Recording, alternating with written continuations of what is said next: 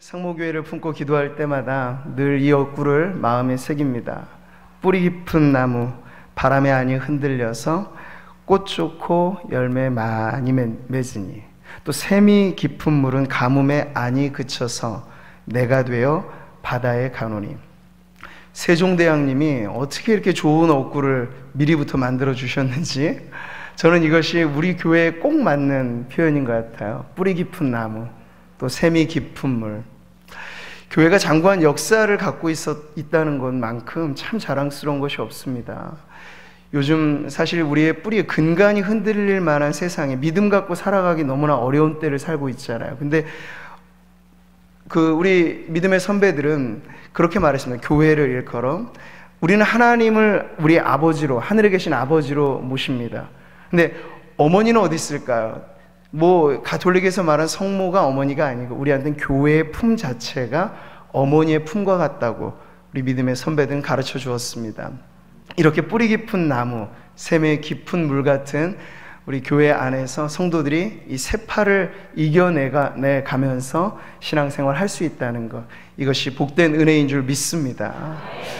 오늘은 또 특별하게 우리가 해마다 10월 마지막 주일을 종교개혁 기념주일로 지키고 있거든요. 우리 개신교 교회의 뿌리죠.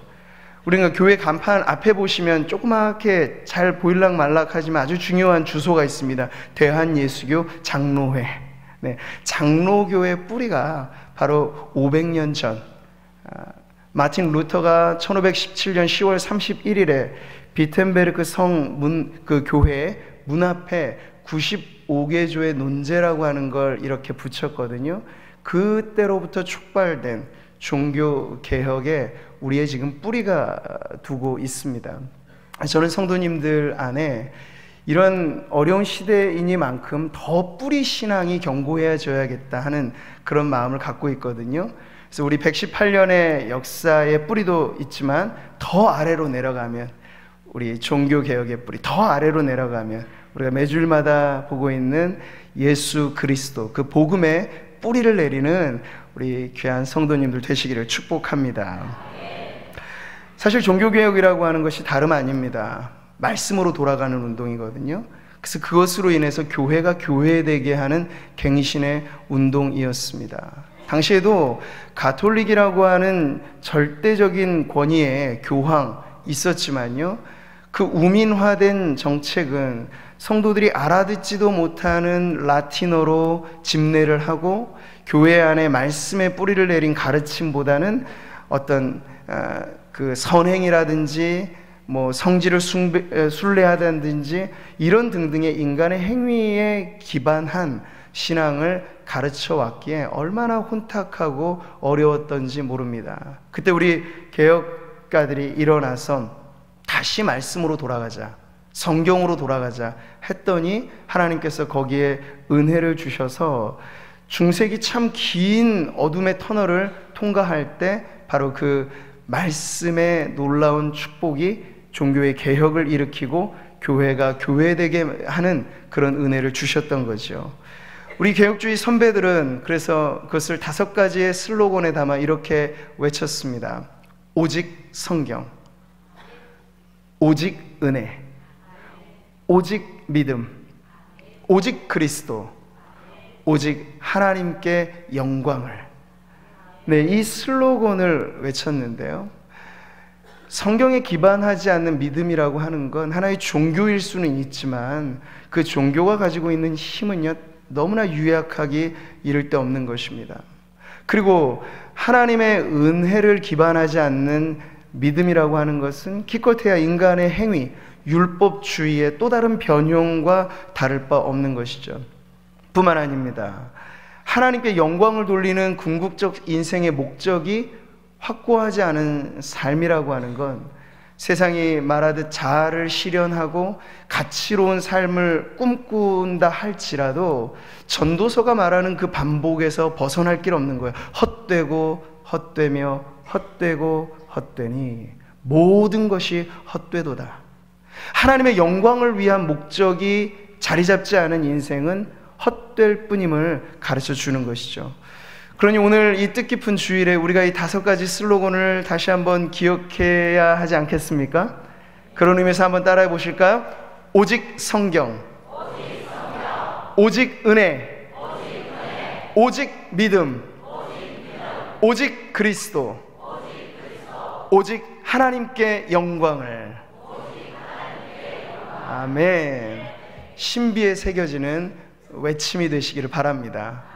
단순하지만 이 외침이 500년 전에 그 암흑기를 뒤바꿔 놓은 외침이고요, 지금도 혼탁한 이 시대를 변화시킬 건 새로운 대안과 새로운 방법이 아니라 옛적 그 길, 그 외침, 바로 그것인 줄 믿고 힘있는, 그래서 우리 상목교회 성도님들은 뼈대 깊은 집안의 자녀들이니 이 뿌리 신앙을 가지고 힘차게 전진하시는 삶의 승리가 있으시기를 축복합니다.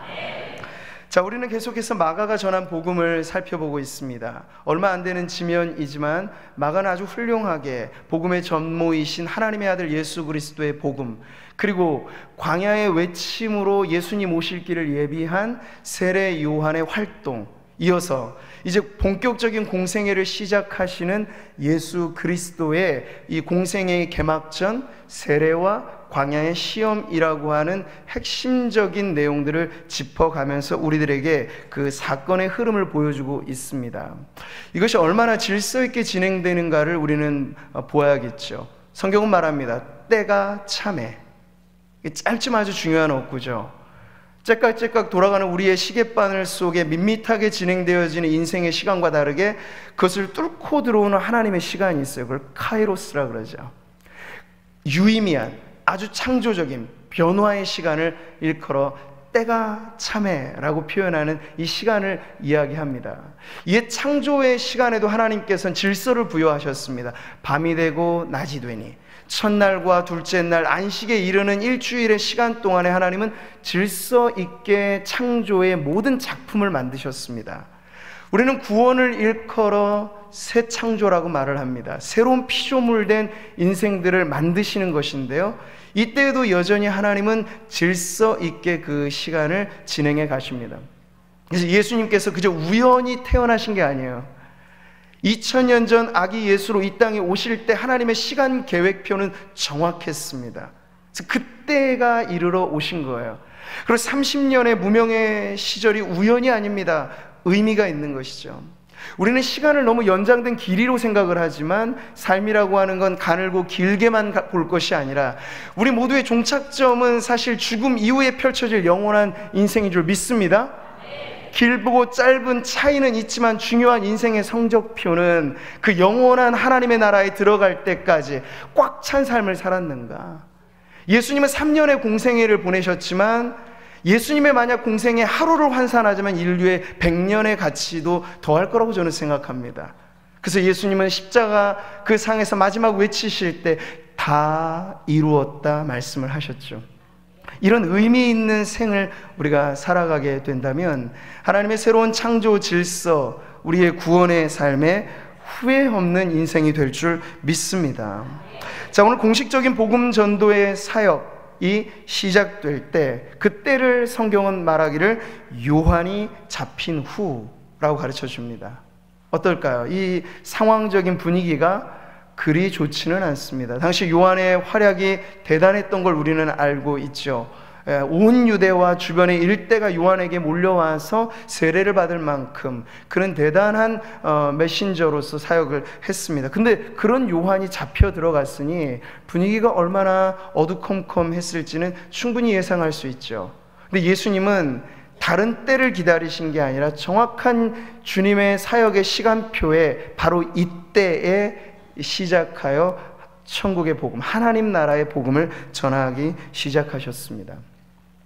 자, 세례 요한의 사역을 우리는 다시 한번 그 의미, 이 옥에 잡힌 내용을 통해서 살펴보게 되는데요, 세례 요한은 얼마나 전방위적인 사역을 했는지 모릅니다. 그는 복음을 전할 때 사람을 가리지 않았습니다. 복음은 온 인류 모든 사람이 들어야 할 진리입니다. 모든 사람이 죄를 범하였음에 죄인이라면 누구나 들어야 할 소식이 이 복음의 기쁜 소식입니다. 그래서 세례 요한 역시도 회개하라, 천국이 가까이 왔느니라. 그 원색적인 복음을 전할 때 사람을 가리지 않았습니다. 그래서 누구에게까지? 헤롯 왕에게까지. 오늘날로 말하면 예배하는 자리에 대통령이 와 앉고 정치 지도자들이 앉아 있어도 절대 주눅들 필요 없이, 그분들을 높일 것 없이 복음을 들어야 할 한 인생으로 여기고 담대히 선언하는 것이죠. 당신은 예수를 믿어야 삽니다 라고 말해요. 그러니까 헤롯에게까지 원색적인 복음을 전한 탓에 결국 요한은 잡혀 들어가죠. 마가복음 6장에 이르면 순교에 이르게 됩니다. 자, 근데 이렇게 사람을 가리지 않는 전방위적인 복음의 사역이 헤롯에게 얼마나 그러한 두려움을 자아내고 떨리게 만들었는지 모릅니다. 17세기 청교도 시대에 이 청교도들의 신앙, 숭고한 이 신앙을 박해하는 그런 주변의 압력들이 많았습니다. 피의 여왕이라고 하는 별명이 붙을 정도로 메리 여왕은 그 시대에 청교도들을 엄청나게 박해를 했었거든요. 근데 그 당시 스코틀랜드 출신의 존 낙스라고 하는 걸출한 지도자가, 말씀의 사역자가 전혀 굽히지 않고 복음을 전하고 말씀을 전하자 이 피의 여왕이라고 불리는 잔인무도한 메리 여왕조차도 이렇게 말을 하는 거예요. 나는 100만 대군의 적군보다 저 존 낙스의 기도와 설교가 더 두렵다라고 말할 정도로. 근데 지금 세례 요한이 헤롯에게 그러한 영향력을 나타낸 것이죠. 헤롯이 요한을 의롭게 여기고 거룩한 사람으로 알고 두려워하여 보호하며 또 그의 말을 들을 때 크게 번민을 하면서도 달갑게 들었다고 말을 하죠. 물론 그럼에도 불구하고 헤롯은 회개하고 거듭난 인생이 되지는 못합니다. 하지만 그러한 인생에게까지도 복음이 얼마나 가공할 만한 영향력을 주는지를 그렇게 가르쳐주는 대목이죠. 복음의 승리란 이와 같습니다. 비록 요한은 복음을 전한 이후로 옥에 잡히고 결국에는 죽음에 이르게 되지만요, 그것이 결코 쓸쓸한 여느 사람의 죽음과 다른 까닭은 그는 복음의 전령, 복음의 외침으로서의 그 소임을 다하고 이 땅을 떠나갔기 때문입니다. 복음의 승리란 총칼을 앞세운 무력의 싸움이 아닙니다. 과거 기독교의 역사의 치욕으로 남을 수 있는 이 십자군 전쟁은 복음의 승리를 곡해하여 총칼로 무력으로 짓밟는 그러한 전쟁을 일삼았죠. 거룩한 도성이라고 불렸던 예루살렘을 탈환하기 위해서 얼마나 긴 시간, 얼마나 많은 피가 흘려졌는지 모릅니다. 복음의 승리는 그러한 방식이 아닌데도 말이죠. 그런데 이슬람 역시도 마찬가지였습니다. 세상의 종교가 다 그러하듯이 한 손에는 칼, 한 손에는 코란을 들고 믿을래 아니면 죽을래, 이러한 무력적이고 폭력적인 포교 활동들을 세상의 종교들은 일삼고 있습니다. 하지만 기독교 복음은 전혀 다르게 전해지는 거죠. 그 승리란 다름 아닌 사랑의 승리입니다. 아주 오래된 영화인데요, 미션이라고 하는 영화 아마 많은 분들이 보셨을 거예요. 거기 아름다운 선율 가브리엘스 오보에의 아름다운 선율이 참 인상 깊은 영화인데요, 여기 두 명의 축을 이루는 등장인물, 전직 군인 출신의 멘도자라고 하는 인물과 예수에 소속된 선교사였던 가브리엘 신부가 등장을 합니다. 그들은 한 마을의 복음의 사역을 위해서 그 원주민들과 더불어 참 평화로운 삶을 살아갑니다. 그런데 영화가 중반과 후반으로 갈수록 그때 당시 그 군림하였던 그 제국이 무력을 앞세워서 원주민들을 그렇게 압박하고 핍박을 가해 올 때 이 두 사람이 갈림길에 서게 됩니다. 전직 군인이었던 멘도자는 우리 원주민들이 이렇게 무참하게 죽어가는 것을 참아볼 수 없다 하여서 그들에게 창을 쥐어주고 무력으로 시위하고 맞서야 된다고 주장을 합니다. 하지만 이에 대하여 가브리엘 신부는 이렇게 말을 하죠. 당신의 말대로 만약 무력이 옳다면 우리가 전하는 복음, 이 사랑은 설 곳을 잃어버릴 것입니다. 그렇게 말하면서 그는 그 무력 앞에, 그 죽음 앞에 비폭력으로 그렇게 묵묵히 죽음을 맞이하는 영화의 아름다운 장면이 나오게 되죠. 복음의 승리는 이렇습니다. 세상이 우리를 때리면 우리는 거기에 맞서서 시위를 하는 방식이 아니라 맞습니다. 그냥 때로는 져줍니다. 알고도 속습니다. 이 모두가 사실 우리가 살아가는 삶의 복음적인 방식입니다. 자기를 부인하고 자기의 십자가를 지는 방식이죠. 십자가는 예수님이 말씀하셨을 때 그것은 아름다운 장신구가 아니고 사형의 형틀이었습니다. 아주 치욕스러운 자기 죽음의 선언이었습니다. 그러니까 예수님을 따른다는 것은 이미 자신의 목숨을 담보로 한 신앙이어야 함을 가르쳐 주신 것이죠. 그렇기 때문에 자존심 한번 낮추는 건 문제가 아닌 겁니다. 죽음을 불사하는 사람만큼 두려운 대상이 없죠. 목을 내걸고 달려들면 이길 자가 없습니다. 근데 기독교 복음은 우리에게 자기 죽음을 선언하고 나를 따르라고 말씀하시고, 그러므로 자기를 부인하는 것이 일상이 되는 삶을 우리에게 가르쳐주고 있습니다.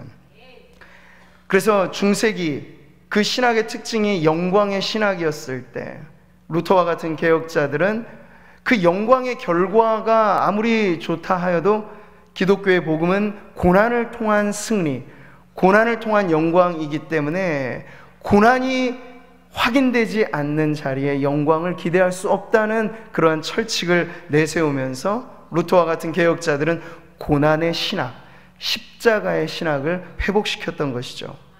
자, 예수님께서 복음을 전하시는 이 상황이 뒤숭숭했고 그리 혹이라고 부를 수 있을 만한 자리는 아니었고 판이 깔리고 춤을 출 만한 상황도 아니었지만 예수님 묵묵히 그 때를 맞춰서 복음을 전하시는 거예요. 이것이 우리들에게 가르쳐주는 바가 분명하죠. 성경은 우리에게 복음 전할 기회를 다른 때 어떤 때로 말한 게 아니라 이렇게 말씀합니다. 너는 말씀을 전파하라. 때를 얻든지 못 얻든지 항상 힘쓰라. 여기에 예외되는 성도는 없습니다. 우리가 타문화권에 나아가서 선교하는 선교사님들 계시고 또 전도의 소명이 있어서 특별하게 전도하는 분들도 계시지만 복음으로 변화된 모든 인생은 이미 이 명령 앞에 서 있는 것입니다. 아멘이시죠? 저는 그래서 선교를 이렇게 정의하는 걸 좋아합니다. 예수가 전해지지 않는 곳이 선교지이고 예수가 가슴에 담겨진 인생마다 선교사라고 말할 수 있죠. 우리는 그래서 아직 복음화되지 못한 가정의 선교사이고 아직 복음화되지 못한 일터의 선교사입니다. 온 삶의 복음을 담고 우리의 인격과 변화의 삶의 열매들로 이 복음을 전해야 하겠죠. 사랑하는 성도 여러분, 오늘 예수님께서 전한 이 복음, 우리는 그 핵심에 가닿습니다. 성경은 말합니다. 그 복음을 하나님의 복음이라고 말이죠. 이미 마가복음 1장 1절에 이와 비슷한 표현이 나오죠. 예수 그리스도의 복음. 자, 이 두 표현이 어떤 차이가 있을까요? 예수 그리스도의 복음을 말할 땐 복음의 주인공이 바로 예수님이심을 강조하는 표현입니다. 근데 예수께서 전하신 복음을 하나님의 복음이라고 말할 때 그 복음은 성삼위 하나님의 합작으로 이루어진 완성품을 가르쳐 줍니다. 영원 전부터 우리가 구원받는 그 일에 복음의 계획을 성부 하나님께서 하시고 그것이 때가 되어 이루시기 위하여 이 땅에 오신 분이 성자 예수 그리스도이십니다. 그래서 그분은 갈보리 십자가 언덕과 그리고 그 죽음을 넘어 부활의 승리로 복음을 완성하셨습니다.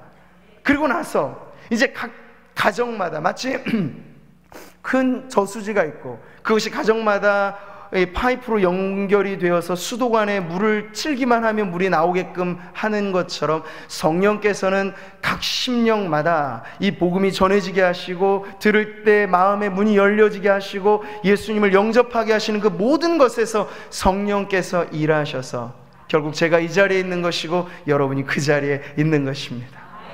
성삼위의 하나님의 합작품으로서 완성품이 바로 하나님의 복음이라는 것이죠. 그래서 복음의 주어는 인생이 아닙니다. 하나님이십니다. 만약 복음이 인간이 고안해낸 사상이라면, 만약 기독교 복음이 교회가 으쌰으쌰 뜻을 모아서 만들어낸 이야기라면 2000년 이 핍박의 역사를 이어오면서 순교자들이 그토록 많은 피를 흘리면서 이 복음이 지금까지 유지될 수 있었을까요? 전혀 불가능한 일입니다. 중국의 문화혁명을 일으키면서 기독교 말살 정책을 하고 그러나 그 시기가 지나고 뚜껑을 열어보니 오히려 더 많은 성도들이 그 안에 숨어 있었습니다. 어떻게 이런 역사가 있을까요? 핍박이 거세게 올수록 오히려 기독교 복음은 빛을 발합니다. 왜냐하면 복음의 주어가 하나님이시기 때문이죠. 복음은 하나님의 이야기, 복음은 하나님의 역사, 복음은 하나님의 능력입니다. 그래서 바울은 아직 가보기도 전에 그 로마 교회에 편지를 보내면서 자랑스럽게 이렇게 외친 거죠. 나는 복음을 부끄러워하지 않습니다. 왜냐고요? 복음은 모든 믿는 자에게 구원을 주시는 하나님의 능력이기 때문입니다.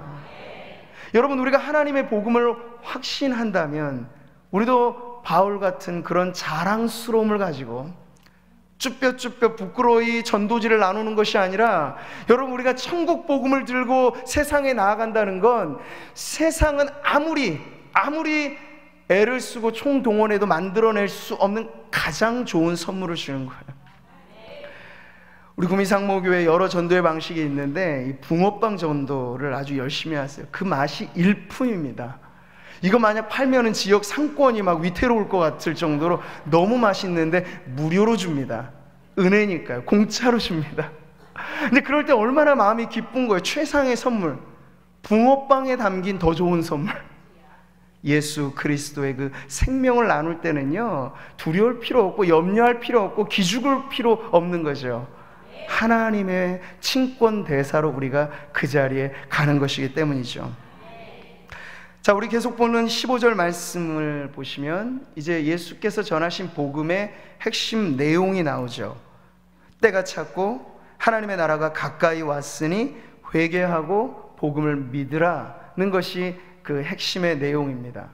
여기서 또 하나 우리의 시선을 끄는 표현은 하나님의 나라라고 하는 내용입니다.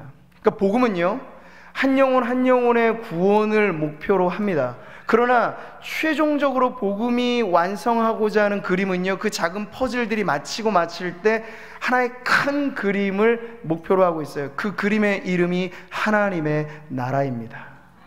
하나님의 나라가 완성되어지는 데 있어서 복음은 그 나라를 전하는 그러한 소식이 되는 것이죠.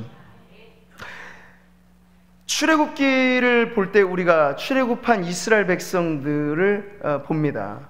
그래서 그들이 노예 생활을 하던 것에서 탈출하는 것이 1차 목표였겠죠. 그러나 그것이 궁극적인 목적은 아니었습니다. 성경은 말씀하죠. 내 백성을 보내라. 그들이 나를 섬길 것이니라. 네, 엑소더스, 출애굽하는 것이 1차 목표라면 그 이후의 궁극적인 목적은 그들이 하나님을 섬기는 백성답게 사는 거예요. 그래서 하나님은 출애굽시킨 이스라엘 백성을 시내 산에 모이게 하시고 율법의 강령을 주시죠. 왜냐고요? 그 하나님의 백성들은 하나님의 법대로 사는 백성들이기 때문입니다. 우리는 세상 법을 월등히 뛰어넘는 윤리와 도덕의 수준을 갖고 살아야 합니다. 그러나 그게 우리의 마지막 최종의 권위가 아니고, 우리는 하나님 나라의 법, 진리의 성경의 말씀을 따라 살아가는 하나님의 백성이 되는 것, 이것이 바로 복음이 완성하고자 하는 하나님 나라의 그림입니다. 복음은 여전히 공중의 권세 잡은 자가 득세하는 이 세상이 하나님의 나라가 되도록 계속해서 그 확장의 사역을 이끌어가는 역할을 하죠. 계시록에서 이런 말씀을 주십니다. 세상 나라가 우리 주와 그의 그리스도의 나라가 되어 그가 세세토록 왕노릇 하시리로다.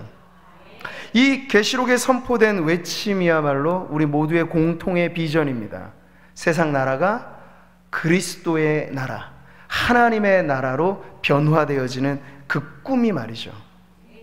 자, 예수께서는 복음의 중심에 계신 자기 자신의 임재와 함께 정말 물리적으로 마치 밀고 들어오는 느낌을 주듯이 때가 찼고 하나님의 나라가 가까이 왔다고 선포하시면서 그에 따른 인간의 반응에 대하여 이렇게 외치십니다. 그게 뭐죠?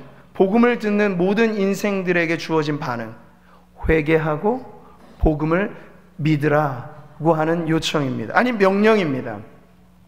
예수께서 전한 복음이 당당하게 죄인들에게 요구하는 건 이 요청에 따라서 하늘의 사면 선언이 주어지기도 하고 아니면 영원한 형벌이 그대로 집행되기도 만드는 이 기준, 그것은 복음을 들을 때 그저 이것을 객관적인 이야기로만 끝나는 것이 아니라 이것을 나의 삶에 적용해야 하는 것인데, 내 삶에 적용한다는 건 바로 회개하고 복음, 예수 그리스도를 믿어야 한다는 사실입니다. 성경은 인간의 죄를 결코 가볍게 취급하지 않습니다. 경범죄, 중범죄, 민법과 사법, 이 세상에 여러 많은 법들이 있지만 성경이 말하는 최고 인간의 극악한 끔찍한 죄는 하나님을 떠나 사는 불신의 죄입니다. 그 불신의 죄에 대하여 복음은 회개하라, 그리고 복음을 믿으라고 촉구하는 것이죠. 교만과 불신을 포함한 이 모든 죄는 결국에 왕 대신 하나님의 주권을 인정하지 않는 반역의 죄이기 때문이죠. 그래서 하나님 나라의 복음이 강조하는 바로 이것, 죄에 대한 회개, 이것이 얼마나 중요한지 모릅니다. 암 환자가 암 진단을 받았습니다. 근데 이것이 치료받지 못하면 우리는 예상할 수 있죠. 아, 죽음이 얼마 남지 않았구나. 근데 이것이 암 환자들에게만 적용되는 게 아니라 우리 모두가 다 유한한 시한부 인생을 살고 있는 것입니다. 인생은 정확하게 단 한 번뿐이고 그 한 번의 기회가 우리들에게 주어질 뿐인데, 그때 모든 만천하에 복음을 전하라 하시면서 주님이 말씀하시는 건 한 번뿐인 인생을 살면서 회개하고 예수를 믿는 그 믿음의 결단이 없다면 우리에게 주어지는 삶은 죄의 삭스로 사망일 뿐이고, 죽음이 끝이라면 그나마 다행일 텐데 한 번 죽는 건 사람에게 정하신 것이고 그 이후에는 심판이 있을 것이라 말씀하고 있습니다. 그 심판은 뭡니까? 의인과 악인을 갈라내는, 참된 신자와 불신자를 갈라내는 심판입니다. 그 앞에 냉정하게 더 이상의 인간적인 기회가 없이 사는 동안 이 복음을 들었을 때 마음의 문을 열고 예수를 구주로 영접하였는가 아닌가의 그 하나의 기준을 가지고 갈림길에 서게 되는 것입니다. 지옥은 하나님 나라로 말하자면 그 하나님 나라의 영원한 죄수들이 갇힌 형무소라고 할 수 있겠습니다. 이 땅에서의 무기징역은 죽음으로 끝나지만 지옥에서의 무기징역은 영원. 그래서 이 지옥의 양 기둥에 어떤 작가는 그렇게도 표현했죠. 이곳에 들어오는 자 소망을 버릴지어다. 영원토록 심판받는 그곳, 돌이켜 눈물 흘려도 또 한 번의 기회가 주어지지 않는 그 지옥의 형벌을 면할 수 없는 것. 기준은 아주 선명합니다. 회개하라, 복음을 믿으라. 신앙과 교회 생활의 단연간의 경험을 우리는 갖고 삽니다. 그럼 중요한 건 교회 안에 있느냐 밖에 있느냐의 그 물리적인 공간의 차이가 아닙니다. 영적인 변화가 내 안에 일어났느냐 아닌가의 차이입니다. 저처럼 목사가 될 수도 있고 여러 교회의 직분을 받을 수도 있습니다. 그러나 천국 가는 기준은 직분이 아닙니다. 천국 가는 그 마지막 문 앞에서 주님은 물으십니다. 사는 동안 뭘 하고 왔는가의 기준이 아니라 예수를 믿었는가, 참으로 회개하였는가, 그 기준. 우리는 여전히 죽음의 마지막 성까지 죄인입니다. 부끄러운 죄인입니다. 털어서 먼지 안 나는 인생은 없습니다. 알고 짓는 죄보다 모르고 짓는 죄는 더 많습니다. 그럼에도 불구하고 우리가 그 문 앞에 서서 당당히 천성을 향하여 나아갈 수 있는 이유는 주님이 우리에게 물으실 때, 하나님, 저는 오늘도 마지막 죽음의 선상에도 죄인이오나 제가 믿사옵는 것은 사는 동안 내가 마음의 문을 열고 예수를 구주로 영접할 때 주님은 약속하시기를 내 모든 죄가 십자가에 흘리신 그 보혈로 씻겨지고 그래서 영원히 주와 함께 살게 하실 것을 말씀하셨고, 저는 그것을 믿기 때문에 주님 저에게 이 문을 과연 열고 들어갈 수 있느냐 물으신다면, 주 예수의 이름으로 그 문이 열릴 줄 믿습니다. 그런 고백을 우리 모두가 할 수 있는 거죠. 하나님 나라의 복음은 이렇듯 예수의 복음을 믿으라고 강조합니다. 그러니까 회개와 믿음은 동전의 양면인 것이죠. 하나님 나라에 들어가는 그 문은 다른 문은 없습니다. 다른 문으로 담을 넘어서 들어가는 것도 강도요 도둑이라고 예수님 말씀하신 것처럼 양의 문은 오직 하나, 예수 그리스도. 예수 그리스도의 십자가 앞에 선언된 모든 죄인들이 거쳐가야 할 그 통로로서의 회개, 바로 그것이 하나님 나라에 이르는 유일한 길이요 유일한 문인 줄 믿습니다.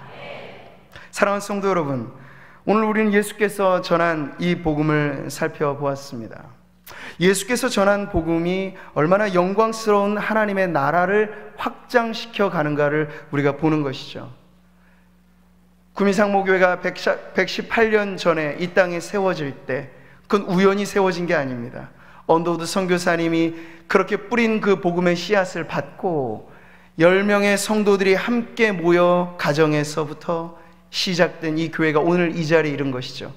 근데 언더우드 선교사님이 그렇게 이 조선이라고 하는 땅, 그때는 어느 누구도 주목하지 않았던 그 땅에 오기로 결심한 것은 그 우연이 아닙니다. 그 역시도 19세기, 20세기의 선교의 위대한 세기가 열려지기 전에 18세기는 위대한 부흥의 시기였고, 그 부흥이 있기 전에 17세기는 청교도들의 아주 뿌리 깊은 신앙의 세기였고, 그리고 그것이 거슬러 올라가면 우리가 오늘을 기념하는 16세기의 종교개혁을 통해서 말씀으로 돌아오고 오직 그리스도로 말미암는 복음이 다시 전해지기 시작한 바로 그때로부터 계속해서 이 역사가 이어와 오늘 우리가 이 자리에 서 있는 것이죠.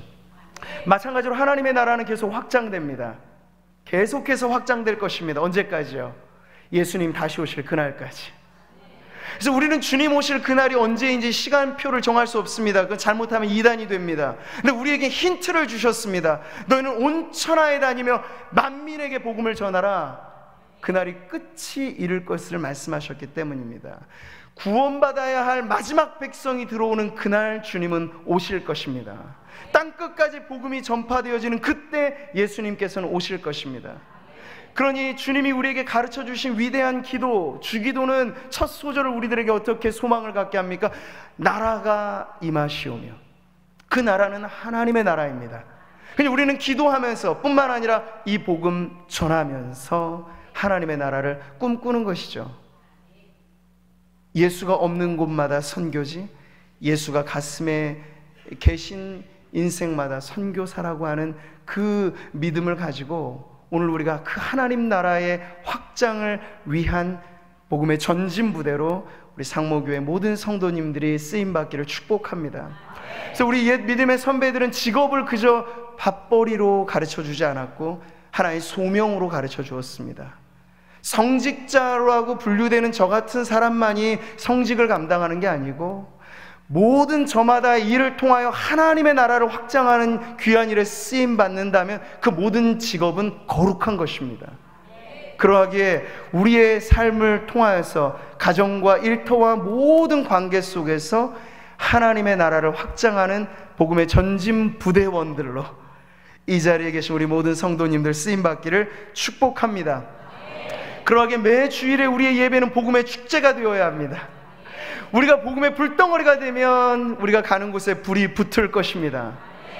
우리 안에 아직도 복음을 들어도 냉랭한 가슴을 갖고 산다면 어떻게 우리가 이것을 전도는 훈련과 방법으로 될 수 있는 게 아니고요, 우리의 불이 붙으면 방법도 쓰여지는 것이고 도구도 쓰여지는 것이거든요. 저는 그래서 우리 주일의 예배가 복음의 축제가 되기를 바라는 것입니다. 이미 하나님 나라의 백성된 성도들이 다시 한번 우리의 받은 이 황홀한 구원, 누구도 끊어낼 수 없는 그 사랑의 이 나라 안에서 기쁨과 만족과 즐거움을 누리고, 그리고 예배가 한 주간의 끝이 아니고 주일은 한 주의 시작입니다. 삶으로 뻗어나가는 우리에게 펼쳐진 인생의 그 길들을 갈 때 세례 요한이 그랬던 것처럼, 오늘 예수님이 그러셨던 것처럼 전도하기에 좋은 호기를 찾는 것이 아니라 우리에게 주어진 1년 365일 복음을 알지 못하는 인생이 내 옆에 있을 때 그를 위하여 기도하고 그에게 복음을 전함으로 예수께서 전하신 그 복음, 하나님 나라의 복음을 오늘 우리도 이어서 전하는 저와 여러분 되시기를 주님의 이름으로 축복합니다. 할렐루야. 오늘 우리에게 주신 말씀 마음에 새기면서 우리 같이 한번 하나님 나라의 영광스러운 복음을 찬송하고 믿음으로 선포하며 나아갔으면 좋겠습니다. 예수 공의 예수 하나님의 공의. 조금 더 빨리 해볼까요? 주 독생자 그의 나라 임하시네. 복음으로 이 땅에 오신 예수님, 예수 십자가의 제물이 되신 주, 영광 중에 그의 나라 임하시네. 할렐루야 할렐루야. 주의 나라 영원하며 그의 영광 무궁하리. 왕의 위엄과 능력이 이제 임하였으니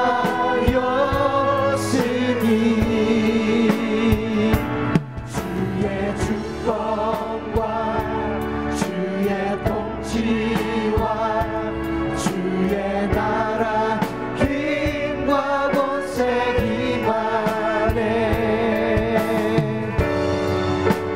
예수 하나님의. 자, 우리 한 번 더 믿음으로 선포합니다. 할렐루야. 예수 하나님의 공의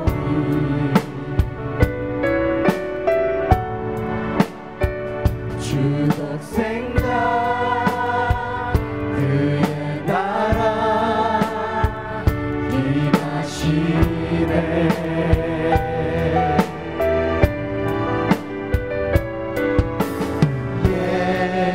예수 제물이 되신 주,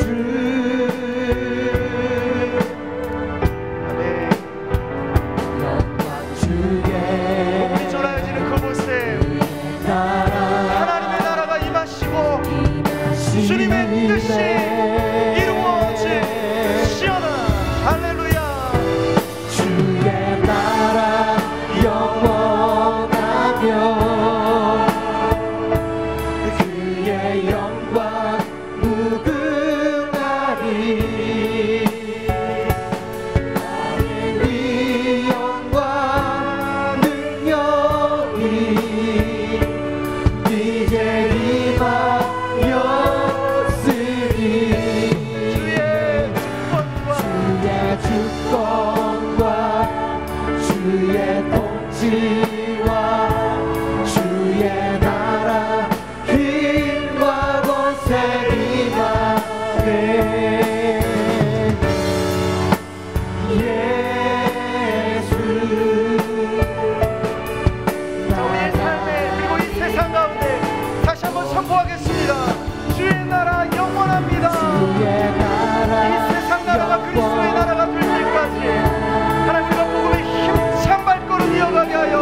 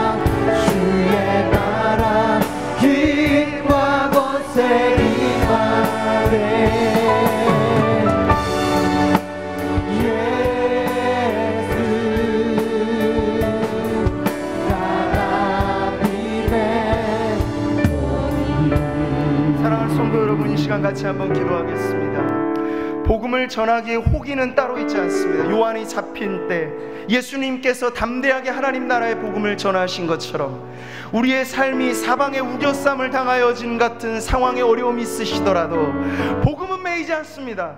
우리가 복음의 전령으로 살아간다면 우리의 육신의 헌장막의 고통을 이겨낼 줄 믿습니다. 우리의 삶에, 우리의 가정에 밀려오는 여러 많은 어려운 환경의 악재도 복음의 능력으로 이겨낼 줄 믿습니다. 하나님, 예수께서 전하신 그 복음 저도 전하게 하여 주시옵소서. 우리의 가정이 복음화될 그날까지 우리의 일터와 우리의 삶에 이 복음 전하는 천국 대사로 쓰임받게 하여 주시옵소서. 우리의 삶을 그렇게 주님께 올려드리며 우리 다 함께 주님 이름 부르며 간절히 기도하겠습니다. 주여!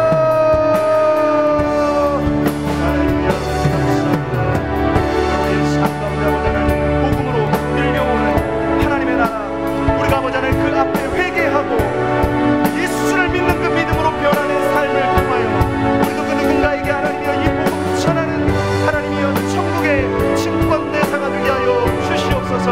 하나님, 우리의 삶에 우리의 환경이 여의치않고 어려운 일들이 참 많지만 때로는 어떤지 모르든지 아버지 하나님 항상 이 복음 전하는데 힘쓰는 저희들이 되게 하여 주시옵소서. 그래서 우리 사랑하는 성도들의 가정마다 복음화되게 하여 주옵시고 우리 사랑하는 성도들의 일터가 복음화되게 하여 우리의 이 복음의 힘찬 발걸음을 통하여 이 구민 땅이 복음화되게 하여 주옵시고 우리가 하나님의 나라를 확장시켜 나가는 천국의 전직 부대로 쓰임받는 우리 구민 상목교회 되게 하여 주셔서 우리의 뿌리 깊은 신앙이 하나님의 보다나 열매 맺은 더 풍성한 결실을 이루는 아버지 하나님 이 땅의 교회가 되게 하여 주옵소서. 영광스러운 교회, 복음의 능력이 나타나는 교회, 하나님 우리가 그렇게 세워지기를 원하오니 이 자리에 함께 예배하는 우리 모든 성도들에게 하나님 그 은혜가 충만하게 채워지게 하여 주시옵소서. 할렐루야. 하나님 감사합니다. 우리의 삶에 고통이 끊이지 않습니다. 육신의 아픔이 적지 않습니다. 그러나 우리는 이미 예수 안에 변화된 새로운 피조물인 줄 믿습니다. 하나님의 소유된 백성됨을 감사합니다. 하나님, 그래서 사방에 우겨쌈을 당하여도 쌓이지 아니하는 자유가 우리 안에 있음을 감사합니다. 하나님, 복음으로 인하여 변화된 인생, 이제 이 땅을 변화시키는 주역이 되게 하여 주옵소서. 어린아이와 노년에 상관없이 복음으로 물든 인생 되게 하여 주셔서 우리가 걸어가는 그곳에 하나님의 나라가 임하시기를 원합니다. 아직 예수 믿지 않는 가족들에게 이 복음 전하게 하여 주옵시고 복음화되지 못한 일터에 우리의 온 삶을 담아 이 복음 전하는 섬김과 사랑의 삶을 살게 하여 주옵소서. 그래서 아버지 하나님, 이 시대가 어둡고 우리의 환경이 어려워도 여전히 하나님 나라를 확장시켜 나가는 천국의 전진 부대로 우리 구미 상모교회 그리고 모든 성도들이 쓰임받게 하여 주시기를 간절히 바라오며 살아계신 예수님의 이름으로 기도하옵나이다. 아멘.